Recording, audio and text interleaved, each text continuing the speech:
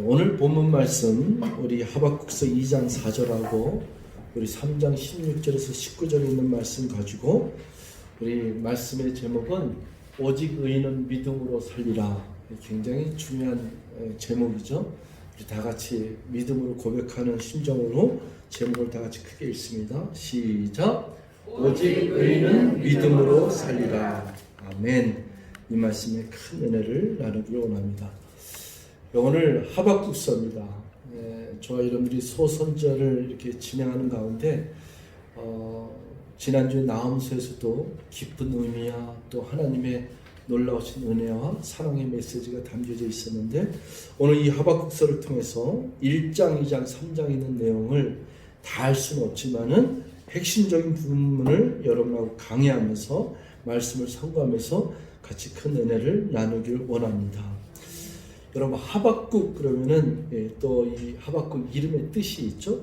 이 하박국 이름은 포옹하다, 껴안다, 품에 안다, 좋은 뜻을 갖고 있습니다. 그래서 여러분들이 하박국 이름의 뜻은 품는 자, 또 이렇게 포옹하다, 껴안다 이런 뜻을 상고하시면서 말씀을 좀 들으시길 바라겠습니다.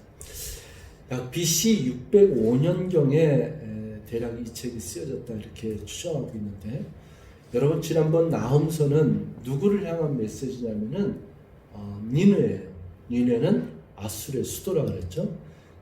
아수르의 아주 용맹스럽고 사납고 그리고 강포가 강한 그 나라, 더욱이 니느웨라고 하는 그 아수르의 수도에 그 포악하고 강포하고 그리고 자랑하며 교만했던 이런 그 니느웨의 경고에 대한 메시지가 이제 나홈서에서 이렇게 나왔다면은 오늘 이 메시지는 배경이 어디냐면은 바벨론이에요. 여러분 우리 이스라엘과 남유다 왕국을 이제 주변 국가들이 많이 있는데 아수르 그리고 이집트 그리고 바벨론 지난다면은 메데와 바사 페르시아라 그러죠. 그리고 그 다음에 이제 헬라 제국, 그 다음에 로마 제국 이렇게 이제 진행이 됩니다. 진행되는 가운데 이제 아수르 제국도 이제 바벨론에서 멸망되고 이제 신흥 바벨론이 일어나게 되어 있어요. 근데 오늘 이 하박국서는 시대적인 배경은 바벨론을 향한 메시지 가운데 있습니다. 그런데 이 선지서 중에서 이 하박국서는 좀 특이한 데가 있어요. 하박국서는 대부분의 이제 그 묵시록에 보면은 예언서에 보면은 이제 하나님께서 누구 요나를 통해서 나홈을 통해서 하나님께서 누구를 향한 경고의 메시지라 이렇게 되잖아요.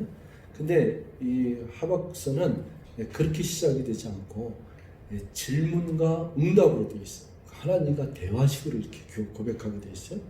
그래서 1장 1절만 선지자 하박국이 묵시로 받은 경고라 이렇게 해놓고서는 2절부터는 하박국 선지자가 하나님께 질문을 던집니다. 질문을 던지는 게 1장 2절에서 4절까지 오면 이렇게 돼 있어요. 제가 읽습니다. 여호와여 내가 부르짖어도 주께서 듣지 아니하시니 어느 때까지일까? 이렇게 질문하죠. 내가 강포로 말미암아 외쳐도 주께서 구원하지 아니하시나이다. 어찌하여 내게 죄악을 보게 하시며 폐역을 눈으로 보게 하시나이까? 겁탈과 강포가 내 앞에 있고 변론과 분쟁이 일어났나이다. 이러므로 율법이 회의하고 정의가 전혀 시행되지 못하오니 이는 악인이 의인을 에워쌌으므로 정의가 굽혀 행하짐이니이다. 이렇게 되어 있어요. 그러니까 이 하박국 선지자가 하나님께 질문을 던지는데 이 질문은 뭐냐면 탄성의 질문이에요. 자기 앞에 이 유다 민족과 이 세상이 너무나도 강포하고 완악하고 포악스럽고 그리고 죄악이 관영하는데 하나님 언제까지 이들을 구원하시지 않고 내버려 두십니까? 이들을 이렇게 채찍으로 다스리시든지 심판하시든지 이들을 깨우치든지 하셔야 되는데 어찌하여 이들을 그냥 내버려 둡니까? 이들이 너무나도 강포한데 그대로 두시렵니까? 이렇게 질문을 던집니다.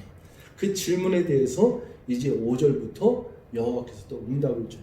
그러니까 두 번 하나님께 질문 던지고 또 여호와께서 응답을 해주시고 또 질문하면은 여호와께서 응답하시면서 이렇게 소통되는 커뮤니케이션 그 형태를 가진 것이 이 하박국서의 특징이에요.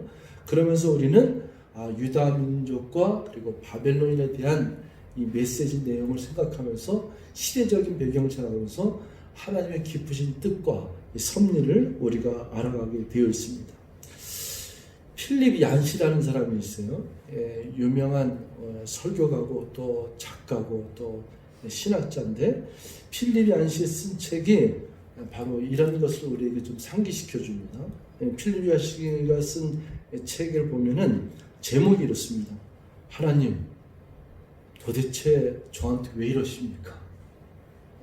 제목이 참 재밌죠? 제목이 이런 제목이 있어요. 내 안에 하나님이 없다. 내 안에 하나님이 안 계시다. 이런 제목이 있어요. 그리고 또 제목 하나는 하나님, 저한테 도대체 왜 이러십니까? 여러분, 우리가 하나님을 보지도 않았지만 하나님을 들려지지도 않고 잘 모른다 이거예요.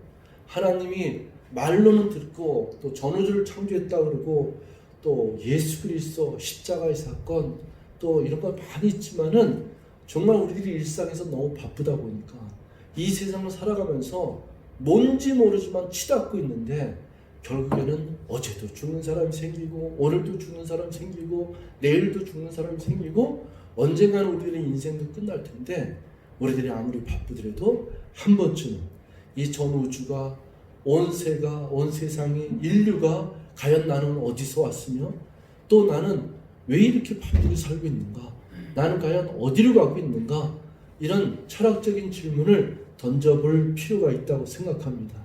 그러면서 우리들도 한번 이 필립 얀시처럼 아니면 이 하박국 선처럼, 하나님, 이 코로나19가 언제까지 이렇게 진행될 것입니까?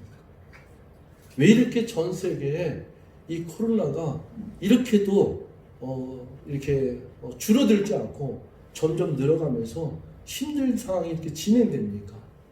도대체 이것은 무엇입니까? 이런 질문을 스스로가 하나님 앞에 해볼 필요가 있다고 생각합니다. 이러한 상황같이 하박국 선지자가 나라 안팎을 생각하면서 자기 민족을 생각해도 강포하고, 그리고 그 외세의 침략을 해서 북쪽 이스라엘은 멸망했고, 이것이 앞으로 어떻게 진행될까 알 수 없는 상황에서 하박국 선지자는 이렇게 고백을 하고 있는 거예요. 이제 이 고백에 대해서, 이 질문에 대해서 하나님이 응답을 하시는데 5절부터 보면은 여호와께서 이르시되 너희는 여러 나라를 보고 또 보고 놀라고 또 놀랄지어다. 너희의 생전에 내가 한 가지 일을 행할 것이라 누가 너희에게 말할지라도 너희가 믿지 아니하리라. 그런데 이제 6절 말씀은 성경에 있으면 여러분 보세요. 여기 나와 있네요. 6절 말씀에 우리 다 같이 한번 읽습니다. 6절 말씀 시작. 보라, 내가 사납고 성북한 백성 곧 땅이 넓은 곳으로 다니며 자기의 소유가 아닌 거처들을 점령하는 갈대아 사람을 일으켰나니. 여기 이제 갈대아 사람이 나와요. 이들은 누구라 그러냐면 내가 사납고 성급한 백성이라 그러고 곧 땅이 넓은 곳으로 다니며 자기의 소유가 아닌 다른 그 거처들을 점령하는 사람들. 이게 누구냐면은 바벨론이에요. 그들은 사납다 그랬어요. 그들은 성급하다 그랬어요. 그리고 땅이 넓어서 아주 힘이 센 강대국이라 그랬어요. 그리고 자기의 소유가 아닌 주변 국가들을 다 점령하는 나라 바벨론이에요. 이 바벨론 나라가 갈대아 지역에 살았는데 이 메소포타미아 지역을 갖다가 이제 침공하면서 거기서부터 바벨론을 일으킨 거예요. 갈대아 사람을 일으킨다는 건 뭐냐면은 하나님께서 이 하박국 선지자에게 이제 설명하는 거예요. 대답하는 거예요. 너 많이 답답하지? 네가 이렇게 강포가 일어나고 죄악이 관여하고 유대 민족들이 이방 우상을 숨기면서 이방신을 섬기면서 이렇게 갈팡질팡하는데 이들을 가만 내버려 두시겠습니까? 이럴 때 하나님은 이 갈대아 사람을 일으킨다는 거예요. 갈대아 사람을 일으킨다는 건 뭐냐면 몽둥이로 채찍으로 삼겠다는 거예요. 이사야서에서 보면은 정확하게 아수르라고 하는 나라는 이 이스라엘을 다스리기 위해서 심판하시기 위해서 사용하시는 몽둥이라고 했고, 바벨론이라는 나라는 이 남쪽 유다 왕국을 교만하고 하나님을 떠나서 이방신을 섬기는 남쪽 유다 왕국을 채찍질하기 위해서 하나님께 사용하신 몽둥이라고 채찍이라고 성경에 분명히 기록되어 있어요. 그러니까 여러분, 이 전 세계에 강대국이 일어났다. 그거는 그가 힘이 세고 그가 잘나서 강대국이 아니라 하나님이 그들을 일으켰다는 말을 기준으로 한다면 하나님이 어떤 나라를 강하게도 만드시고 또 약하게도 만드시고 부흥하게도 하시며 멸망시키기도 하시는 것이 하나님인 줄 믿습니다. 이 성경에 이 바벨론이라는 나라는 하나님이 이렇게 세우신 거예요. 이 남쪽 유다를 갖다가 이렇게 몽둥이로 치시기 위해서. 그런데 문제는 이 바벨론이라는 나라나 아수라고 하는 나라나 니느웨라는 이 나라가 하나님이 자기를 사용하시면은 몽둥이는 몽둥이 역할만 하면 돼요. 어떤 그릇은 그 그릇에 사용하는 주인의 역할을 담당하는 토기장이의 그 뜻대로 자기가 쓰임만 받으면 되는데 이들이 그 쓰임 받는과 동시에 교만해지는 거예요. 우리 이런 일 많습니다. 그러니까 저 사람을 갖다가 참 달란트가 있어갖고 어떤 자리에 포지션을 놓고서는 너는 이러한 일을 겸손히 잘 수행했으면 좋겠다. 청지기 역할을 했으면 좋겠다. 너는 이렇게 재정을 맡았으면 좋겠다. 너는 찬양을 맡았으면 좋겠다. 또 어떤 여러 가지 봉사나 이런 걸 맡길 수 있잖아요. 그런데 회사에서도 그렇고 나라에서도 그렇고 어떤 장관을 맡겨서도 그렇고 그러한 역할을 겸손하게 그리고 아주 진짜 청지기처럼 영혼을 사랑하고 민족을 사랑하고 공동체를 사랑하는 마음으로 잘 섬겨야 되는데 이것이 조금 지나고 나면 뭐가 생기냐면은 힘이 생기는 거예요. 권력이 생기는 거예요. 그 권력과 힘이 생기면은 나중에 교만하게 되면 뭐가 되냐면 그 권력을 위해서 어떻게 해요? 남용하게 돼요. 힘을 과시하게 돼. 자기의 힘을 과시하고 권력을 남용하면서 가지 말아야 될 것, 경계선을 넘게 되고 넘지 말아야 될 선을 넘게 되는 줄 믿습니다. 이것을 성경에서 교만이라고 얘기해요. 이 교만을 하나님이 제일 싫어요. 이 교만한 백성을 가만 놔두지 않아요. 그래서 하나님은 이 하박국 선지자에게 뭐라 그러냐면은 이 교만 때문에 이 바벨론이라는 나라가 멸망할 것을 예고합니다. 니느웨 아수르도 하나님이 사용하시고 사랑하시지만은 그들이 교만하면은 하나님께서 가차없이 심판하고 멸망시켰던 것처럼 이 바벨론이라는 나라도 똑같이 그렇게 얘기를 합니다. 그런데 이들을 갖다가 심판하신다는 이런 얘기를 하고 하니까 12절부터 보면은 또 하박국이 다시 호소를 해요. 두 번째 질문이에요. 선자가 이르되 여호와 나의 하나님 나의 거룩하신 이시오 주께서는 만세 전부터 계시지 아니하시나이까 우리가 사망에 이르지 아니하리이다. 여호와여 주께서 심판하기 위하여 그들을 두셨나이다. 반석이시여 주께서 경계하기 위하여 그들을 세우셨나이다. 주께서는 눈이 정결하시므로 악을 참아 보지 못하시며 폐역을 참아 보지 못하시거늘 어찌하여 거짓된 자들을 방관하시며 악인이 자기보다 의로운 사람을 삼키는데 잠잠하시나이까. 두 번째 질문은 하박국 선지자가 약간 지혜로워요. 질문을 던지는 게 어떤 질문이냐면은 하나님의 속성에 대해서 얘기해요. 하나님은 의로우신 분이 아십니까? 하나님은 명철이 그리고 선하시고 하나님은 놀라우시고 그리고 하나님은 이 선자들이 얘기하기를 옛부터 만세전부터 계시지 않습니까? 정결하시며 악을 참아 보지 못하시는 분이 아시나이까? 이렇게 하나님이 질문을 던지세요. 그러니까 이제 여호와 하나님께서 두 번째 응답하는 것이 뭐냐면 2장 1절에서 그 후반부에 이렇게 나와 있습니다. 2장 1절에 보면 내가 내 파수하는 곳에 서며 성문에 서리라 이러면서 주님께서 나에게 뭐라고 명령하시고 뭐라고 답하시는지를 내가 기다리는데 아닌데 2장 2절에 주께서 말씀하시죠. 여호와께서 내게 이 대답하여 이르시되 너는 이 묵시를 기록하여 판에 명백하게 새기되 달려가면서도 읽을 수 있게 하라. 이 묵시는 정한 때가 있나니 그 종말이 속히 이르겠고 결코 거짓되지 아니하리라. 비록 더딜지라도 기다리라. 지체되지 않고 반드시 응하리라. 이렇게 되어 있는데 이제 여기에서 2장 4절 오늘 본문을 택한 유명한 규절이 이 4절에 등장합니다. 우리 4절 한번 다 같이 읽습니다. 시작. 보라 그의 마음은 교만하여 그 속에서 정직하지 못하나 의인은 그의 믿음으로 말미암아 살리라. 여러분, 오직 의인은 믿음으로 말미암아 살리라. 여러분, 좀 누가 기억나거나 성경 구절 어느 구절이 기억나는 구절이 있어요? 이 구절이 구약의 하박국서 2장 4절이 유명한 것이 아니라 사실은 로마서 1장 17절이 굉장히 귀중해요. 로마서 1장 17절에 보면은 복음에는 하나님의 의가 나타나서 믿음으로 믿음에 이르게 하나니 기록된 바, 이게 바로 하박국서에서 기록된 오직 의인은 믿음으로 말미암아 살리라 함과 같으니라 이렇게 있습니다. 이 로마서 1장 17절에 있는 이 말씀에 오직 의인은 믿음으로 말미암아 살리라, 이거의 말씀을 근거로 해서 누가 일어났냐면 마르틴 루터가 일어난 거예요. 마르틴 루터가 종교개혁을 일으킬 때 로마 교황과 이 캐톨릭의 천주교의 부패와 타락, 그때 당시에 이제 그 성당을 짓기 위해서, 하나님의 성전을 짓기 위해서 면죄부를 팔하지 않았습니까? 그 면죄부를 갖다 판다는 게 뭐예요?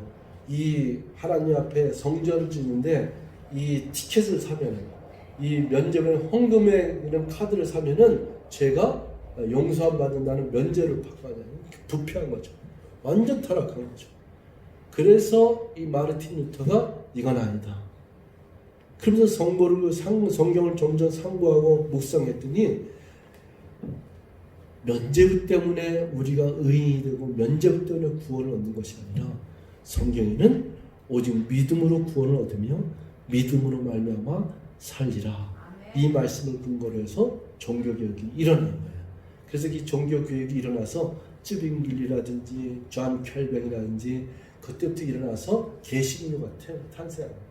캐톨릭에서 분리돼서 우리가 개신교, 지금 우리가 기독교로 이제 예배를 드리는 것이 1517년에 있었던 종교개혁에서 일어나는데 오직 의인은 믿음으로 말미암아 살리라. 그런데 이 오직 의인은 믿음으로 말미암아 살리라의 원조는 구약성경이에요. 그 구약성경에 하박국서 지금 2장 4절에 있는 말씀이에요. 신약성경에도 세 군데가 더 나와요. 그래서 지금 그 로마서 1장 17절, 두 번째가 갈라디아서 3장 11절에 나와요. 여러분들 오직 의인은 믿음으로 살리라, 요 구절이 성경에 네 군데가 있는데 구약이 한 군데, 신약이 세 군데예요. 자, 이 두 번째 거 갈라디아서 3장 11절 다 같이 읽습니다. 시작. 또 하나님 앞에서 아무도 율법으로 말미암아 위롭게 되지 못할 것이 분명하니 이는 의인은 믿음으로 살리라 하니라. 한 군데 더 보겠습니다. 히브리서 10장 38절이에요. 이제 신약에 세 군데 나오는데 이제 마지막 구절인데 히브리서 10장 38절 우리 다 같이 또 큰 소리로 읽겠습니다. 시작. 나의 의인은 믿음으로 말미암아 살리라. 또한 뒤로 물러가면 내 마음이 그를 기뻐하지 아니하리라 하셨느니라. 아멘. 여러분, 저와 여러분들의 신앙생활 가운데 뭐 여러 가지 많은 것이 있죠. 하나님은 사랑이시다, 사랑. 그리고 또 소망 가운데 또 모든 일들을 또 서로 용서하고 또 품어주며 간용을 베풀고 화평하며 기뻐하고 즐겁고 기도하고 찬송하고 다 했지만은 신앙생활은 역시 이런 모든 것들의 첫 번째 단추는 믿음인 줄 믿습니다. 믿음, 소망, 사랑. 믿음이 없는데 어떻게 또 사랑, 믿음이 없는데 어떻게 소망을 가질 수 있겠습니까? 그래서 여기에도 있을 것처럼 또 뒤로 물러가면은 우리가 침륜에 빠지는 것이 아니라 믿음이 있어야지 소망 가운데 담장을 가지고 나가죠. 사랑하는 성도 여러분, 여러분들은 어떤 상황이 오든지 간에 무슨 일을 당하든지 또 어떤 환경이 바뀐다 하더라도 여러분은 어떤 자가 되어야 되냐면은 믿음을 가진 자로서 서야 될 줄 믿습니다. 그래서 누구한테 이렇게 대화를 나누고 상대방으로 대화를 나누다 아닙니다. 저는 믿음을 가진 자입니다. 저는 믿음이 있습니다. 저는 믿음으로 삽니다. 조금 너무 어렵겠네요. 너무 힘들지 않겠습니까? 이제 부모님도 안 계시고 또 직장도 잃고 그랬는데 또 자녀가 저렇게 어렵게 됐는데 무슨 힘으로 살아가십니까? 이렇게 질문을 던지거나 또 여러 가지 많은 상황을 만날 때 저와 여러분들이 고백해서 아니요, 괜찮습니다. 나에게는 나의 요새가 되시고 방패가 되시고 나의 힘이 되시는, 날 구원하여 주신 우리 하나님, 전능하신 하나님이 내게 계십니다. 저는 그 하나님을 믿습니다. 홍해를 가르고 여리고성을 무너뜨리고 이 바벨론과 아스를 물리치면서 우리 민족을 다시금 회복시켜갖고 성전을 새로 짓게 하시고 그리고 그것을 찬양을 받으시는 그 하나님이 계신데, 그 하나님을 믿고 있는 사람이 바로 저입니다. 제가 믿음을 가진 자입니다. 괜찮습니다. 반드시 우리는 믿음으로 승리할 것이며 이 담대함을 잃지 않고 하나님 앞으로 나가는 굳센 성도로 승리할 줄 믿습니다. 이 고백을 드리는 저와 여러분들 되시길 바라겠습니다. 이제 우리 3장 끝부분으로 이제 넘어가겠습니다. 3장 16절에서 19절까지 오늘 본문을 택했는데요. 자, 여러분 우리 17절 말씀을 한번 먼저 보겠습니다. 3장 17절. 이거는 유명해요. 왜 그러냐면 찬양 때문에 유명해요. 무화과 나뭇잎이 마르고. 3장 17절에 본문을 택하시면 아까 오늘 본문.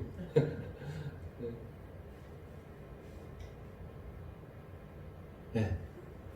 무화과 나무가 무성하지 못하고 포도나무에 열매가 없으며 감람나무에 소출이 없으며. 이건 우리 찬양을 어렸을 때 불렀어요. 주일학교 때 불렀어요. 그리고 이따가 이 설교 끝나고도 우리가 찬양 부를 텐데, 네, 무화과 나뭇잎이 없고 이런 것이 유명하잖아요. 근데 이것을 우리가 내용을 잘 모르고 부르면 안 돼요. 이건 굉장히 깊은 뜻이 있습니다. 이거는 추수감사절 때도 이 찬양을 많이 부르고, 그리고 또 하나님을 의지하고 또 주님께 감사의 노래를 부를 때도 이 곡을 많이 부르는데, 이 곡은 이런 곡이에요, 여러분. 굉장히 의미가 깊어요. 요 전에 16절 먼저 또 잠깐 보겠습니다. 자, 내가 들었으므로 내 창자를 흔들렸으며, 창자를이 아니라 창자가예요. 창자가 흔들렸고 그 목소리를 말미암아 내 입술이 떨렸도다. 이건 뭐냐면 여러분 생각해 보세요. 바벨론 군대가 이제 남쪽 유다를 갖다 침략하러 와요.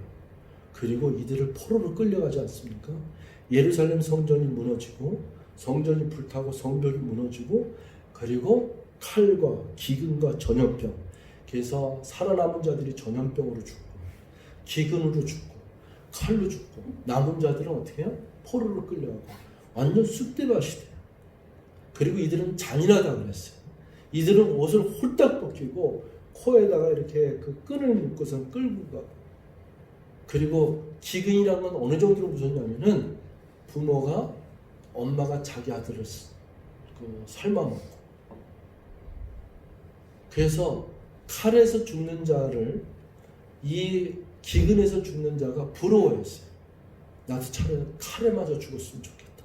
왜냐하면 굶어 죽는 게 이처럼 힘들 수가 없다. 오죽했으면 자기 자식을 삶아먹겠어요. 그러니까 이건 끔찍한 기근인데, 이런 것들이 이 예레미야서나 그 이사야서 이런 데 보면은 아주 이렇게 잘 적나라하게 나타나 있어요. 이런 바벨론 군대가 이제 하나님의 진노의 심판으로 말미암아 유다 백성들을 다스려요. 몽둥이로 사용하는 거죠. 그리고 이 바벨론의 침공에서 이 유다 왕국은 70년 동안 고난을 받아야 돼.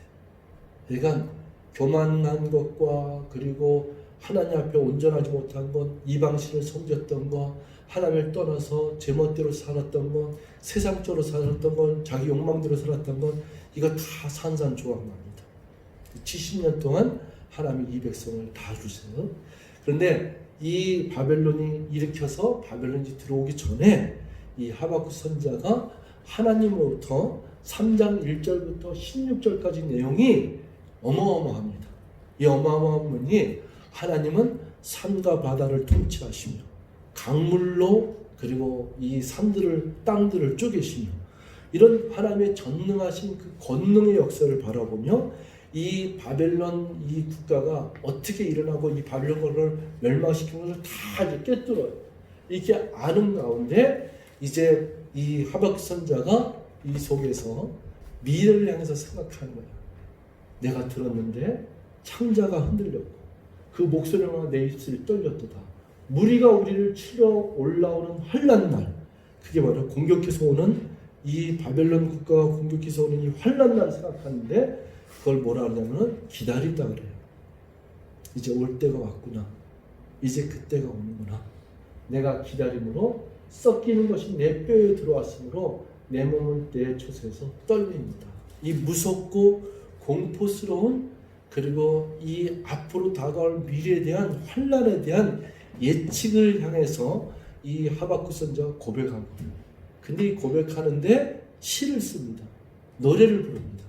그 시를 쓰고 노래를 부르고서 하나님 앞에 고백하는 찬양이 그게 바로 17절이에요. 17절 우리 다 같이 읽습니다. 시작.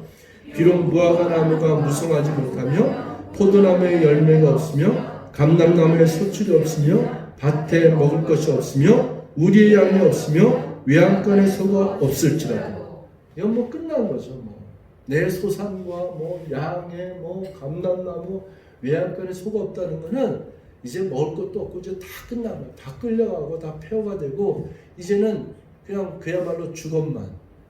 이제는 끝났구나 이런 상황까지 온 거예요. 그럼에도 불구하고 18절에 보면은 이렇게 고백하는 거예요. 같이 고백합니다. 시작. 나는 여호와로 말미암아 즐거워하며 나의 구원의 하나님으로 말미암아 기뻐하리로다. 19절까지 읽겠습니다. 마지막으로 주 여호와는 나의 힘이시라 나의 발을 사슴과 같게 하사 나를 나의 높은 곳으로 다니게 하시로다. 이 노래는 지휘하는 사람을 위하여 내 수금에 맞춘 것이니라. 여러분 어떤 상황이 온다 하더라도 믿음이 있으면 주의 영광을 보게 될 줄 믿습니다. 여러분 요한복음 11장에 그 마르다하고 예수님과의 대화 속에서 예수님이 이 마르다에게 하신 말씀이 내가 믿음이 있으면 주의 영광을 보리라 그랬어요. 나는 부활이요 생명이 나를 믿는 자는 죽어도 살겠고 무릇 살아서 나를 믿는 자는 영원히 죽지 아니하리니 이걸 하니까 이제 그 마르다가 주께서 부활할 때는 우리 오라버지가 부활할 줄 믿습니다 하는데 주님이 이 마르다에게 뭐라냐면은 내가 믿음이 있으면 주의 영광을 보리라 그렇게 얘기합니다. 여러분 어떤 상황 가운데서도 우리가 믿음이 있다면은 죽어도 살겠고 우리가 믿음이 있다면은 영원히 죽지 아니하며 우리가 믿음이 있다면 어떤 환난 가운데서도 하나님은 우리의 피할 바위시오 우리를 건져주시는 우리의 방패가 되시고 요새가 되시고 힘이 되시는 줄 믿습니다. 그래서 믿음으로 고백하는 거예요. 나는 여호와로 말미암아 즐거워하며 나의 구원의 하나님으로 말미암아 기뻐하리로다. 주 여호와는 나의 힘이시다. 이렇게 고백하는 겁니다. 제가 이 하박국서 3장 17절을 설교할 때마다 늘 여러분에게 예화를 듣는 우리 귀한 귀감이 되는 목사님 손야원 목사님의 이야기를 오늘도 안 할 수 없습니다. 그러나 손야원 목사님에게 아들이 있었죠. 근데 3남 3녀였었는데 6남매인데 첫째 아들과 둘째 아들이 그때 공산당에 의해서 그때는 이제 빨갱이라고 그러죠. 공산당에 의해서 자기 같은 또래의 그 친구뻘 되는 동료에 의해서 총살을 당하죠. 첫째 아들하고 둘째 아들. 우리 세상적으로 얘기하면은 천지개벽하는 정도로 너는 놀라운 충격적인 사건이죠. 근데 이 손야원 목사님에게 하나님께서 은혜를 베풀어 주십니다. 이 환난 가운데 졸지에 자기의 큰아들과 작은아들을 갖다가 잃어버리게 된 가장 아름다운 청춘의 젊은 나이에 그 목숨을 잃었는데 이 손야원 목사님이 장례식 때 자기 아들을 갖다가 하늘로 환송하는 그 장례식 때 본인이 감사의 기도를 드렸는데 이 감사의 기도문이 오늘날 전 세계적으로 특별히 우리나라의 기독교에는 너무나도 본보기가 되는 믿음의 본보기가 되는 귀감이 되고 있어서 오늘도 저와 여러분들이 이렇게 나누고 있는 줄 믿습니다. 그 9가지 기도 제목을 기도의 감사 기도를 고백했는데 이런 거예요. 첫 번째는 나 같은 죄인의 혈통에서 순교의 자식을 나오게 하셨으니 감사하나이다. 두 번째는 허다한 많은 성도들 중에 이런 보배들을 주께서 하필 내게 허락해 주셨으니 감사합니다. 세 번째는 삼남 삼녀 중에서도 가장 아름답다고 할 수 있는 장자와 차자를 바치게 돼서 감사합니다. 네 번째는 한 아들의 순교도 귀하다 하거늘 하물며 두 아들이 순교하게 됐으니 이보다 더 큰 은혜가 어디 있습니까? 다섯 번째는 예수 믿다가 죽는 것도 복인데 전도하다가 총살을 당해서 순교를 당했으니 얼마나 감사합니까? 여섯 번째는 미국 가려고 유학하던 내 아들 미국보다도 더 좋은 천국에 갔으니 이보다 더 큰 감사가 어디 있겠습니까? 일곱 번째, 나의 사랑하는 두 아들을 총살한 원수를 회개시켜서 내 아들로 양자 삼고자 하는 마음을 주신 하나님께 감사드립니다. 여덟 번째, 두 아들의 순교로 말미암아 무수한 천국의 아들들이 생길 것을 믿으니 감사하나이다. 아홉 번째, 이 같은 역경 중에 이상 8가지 진리와 하나님의 사랑을 찾은 기쁨과 또 이 마음을 믿음을 허락하신 하나님께 감사합니다.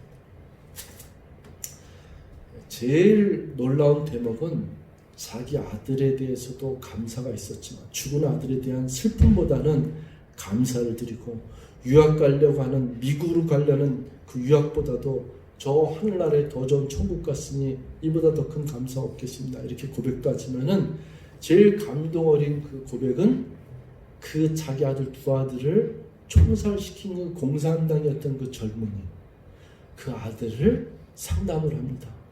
그리고 복음을 전합니다. 회개시켜서 양자를 삼습니다.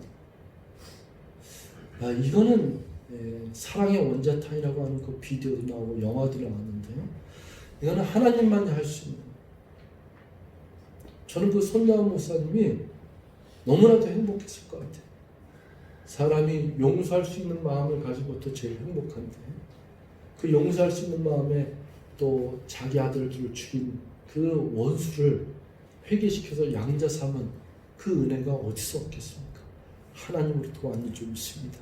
이 하나님으로부터 온 은혜를 입은 자가 이렇게 고백할 수 있는 것 역시 뭐예요? 믿음뿐이에요. 사랑하는 성도 여러분, 우리가 이 하박국 선지를 통해서 배울 것은 하박국 선지자가 껴안다, 포옹하다 그 의미가 있지 않습니까? 하나님은 이 백성에게 힘들고 어렵지만 오직 믿음으로 살아가는 백성들에게 위로가 되시고 다시 회복이 되시고 그리고 그들에게 믿음으로 승리하는 비결을 가르쳐 주시며 비록 무화과 나무가 없고 그리고 포도나무에 그 열매가 없고 감람나무에 수출이 없고 외양간에 그 양이 없고 소가 양과 다 없다 할지라도 나는 여호와로 말미암아 즐거하며 날 구원의 하나님으로 말미암아 나는 기뻐하리로다. 여호와는 나의 힘이시다.